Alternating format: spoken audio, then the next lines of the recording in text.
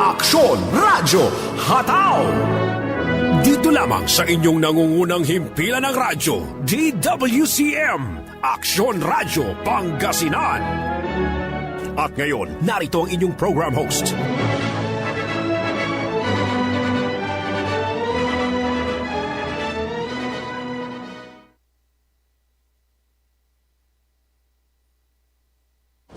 Aksyon Radyo!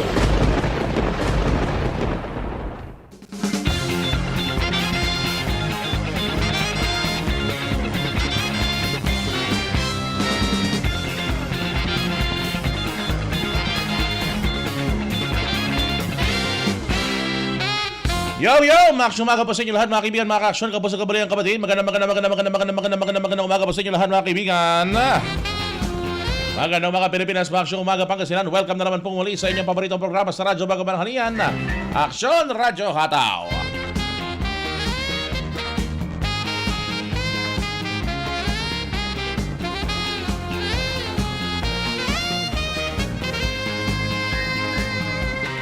Alas 10:17 ho ng umaga, mga kaibigan. Uy, pasok-pasok na ho kayo mga ka-aksyon.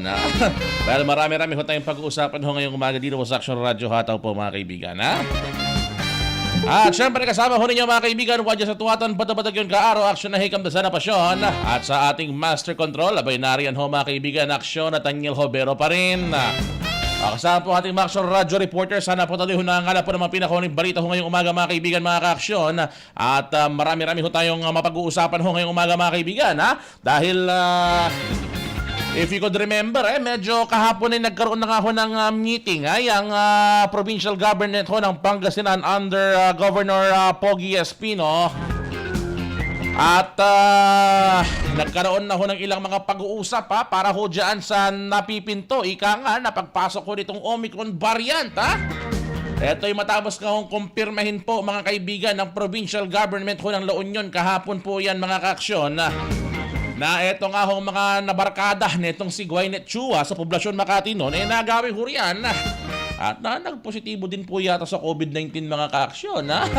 Di bali, mamaya ho ng konti mga kaibigan, 1 minute papasukin ho natin si Dr. Ruel Bobis ng DOH-CHD upang sa gayon ho ay makuha po natin yung latest update po na ginagawa ho ng rehiyon ngayon at yung paghahanda po nila kontra COVID-19 po mga ka-aksyon.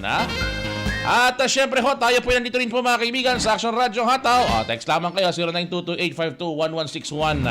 Okay, ito na ho mga kaibigan. Papasukin na ho natin mga kaibigan sa ating panayam via video call. Si Dr. Ruel Bobis ng DOH Region 1. Para po may kinalaman ho sa bagay ho na iyan. Maksyon umaga po sa inyo, Dr. Bobis, sir. Live na ho tayo ngayon dito sa Aksyon Radyo. Magandang umaga po, sir. Umaga po sa lahat ng nanonood at sa lahat po ng nakikinig sa inyong programa. Ayan, Dr. Bobby sir, alam ho namin busy ho kayo ngayon dito sa may DOH dahil napakarami ho ngayon na mga ka-action ho natin nag-aalala din po diyan sa may Delta variant sa Omicron variant ho na yan. Pero bago tayo dumako sa ibang issue sir, kamustahin naman po natin sir, kamusta po ngayon itong ginagawang paghahanda po ng Region 1 CHD kontra po dito sa napipinto na pabarating ho nitong Omicron variant po? Yes po, no? Sir, sa ngayon po, tayo po ay nakikipag-coordinate sa lahat po ng ating mga hospital para paghandaan po yung kanilang mga COVID-19 beds po.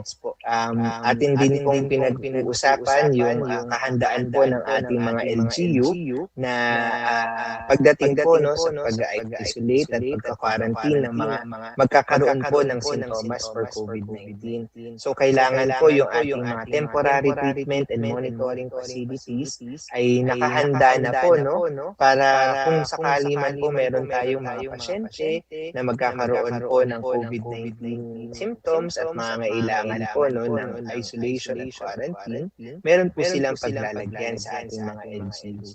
So sinisigurado rin po ng ating ahensya na sapat po yung ating mga equipments, yung mga PPE sa ating mga ospital nang sa gayon bago pa man po yung surge na inaasahan natin ay naka-ready na po yung ating mga hospital for this kind of operation. Opo. Dr. Bobis, matanong ko lang kasi maraming misinformation, madaming kumakalat ho na kung ano-ano tungkol dito sa Omicron variant ho na ito. Ito, let's settle this once and for all na ho, Dr. Bobis na. Ayon po sa pag-aaral ho ng DOH and ng World Health Organization, ano ho bang nature po nitong Omicron variant ho na ito? Ito po ba mas nakakatakot po kaysa sa Delta variant po, mga nakaraang variant, Dr. Bobis, sir? Yeah. Ayon po sa mga pag-aaral ng World Health Organization and ng Department of Health, sinasabi po na ang Omicron variant ay mas nakakahawa o meron pong increased transmissibility. Ibig sabihin po, mas mataas po yung chance na kayo po ay mahawa kung Omicron variant po yung makukuha ninyo. So ang sinasabi nga po nila, this is 4 times more transmissible than the Delta variant. So kung tutuusin, mas nakakahawa naman po yung Delta variant. So 4 times po nung transmissibility ng Delta variant, yun po yung transmissibility ng Omicron. Kaya po talaga pinag-iingat natin yung ating mga kababayan dahil mas madali po ito makahawa. Ngunit ayon din po sa mga pag-aaral, although kailangan pa po na mas maraming research, tinataya nila na hindi naman po mas severe or hindi naman po mas malala yung naidudulot na sakit ng virus na ito. So, yun po, mas nakakahawa siya, pero wala pong ebidensya na mas severe o mas malala po yung naidadala na sakit kapag ka Omicron variant po yung inyong nakuha. Ayun. Pero ongoing pa ho yung pag-aaral po dyan, Doc Bobis, para sa kalinawan po ng lahat.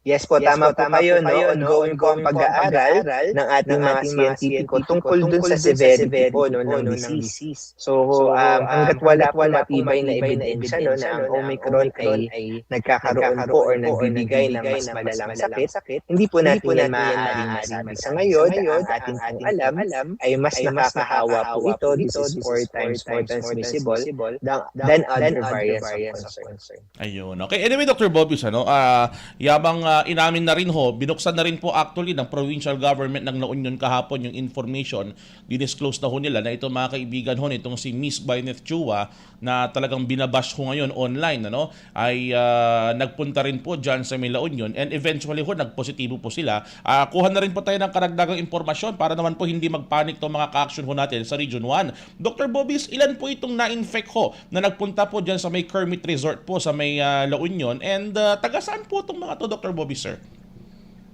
Actually, sir, sa ngayon patuloy pa rin ang ginagawa natin verification lahat po ng information patungkol dito po sa close contact ng Gwyneth Chua o yung poblasyon girl nga po na tinutukoy natin dito po sa may La Union. So ang ating alam sa ngayon, ang close contact po na Miss Gwyneth Chua ay pumunta po sa isang restaurant dito sa San Juan La Union para sa isang benefit concert at may mga na-expose sa kanya at sa ngayon lahat ay pinag-quarantine at pinag-isolate na. Patungkol po sa ilan yung nahawa or ilan yung na-expose doon po sa close contact ni Gwyneth Chua, yan po ay ating pinag-coordinate pa at hinihingi pa po natin ng